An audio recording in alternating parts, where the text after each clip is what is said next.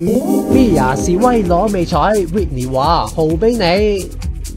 經過大戰唔係馬之360個回合。Mia 前奶奶嘅家書威力個仲勁過強力膠水，成功令前夫封嘴。佢尋日喺微博示威，擔氣下到落關。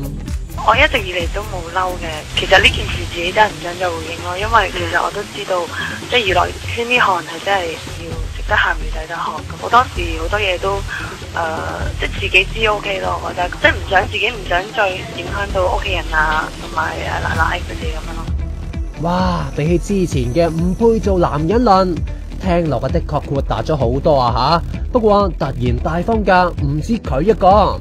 Whitney 都轉貼咗求愛 Queenie 嘅 Facebook 留言，豪俾你，有本錢唔怕豪，讓一讓人哋爽，自己都識嫌，何樂而不為呢？唉，一早識咁諗，咪唔使打開晒個肚皮，搞到家事通晒天咯。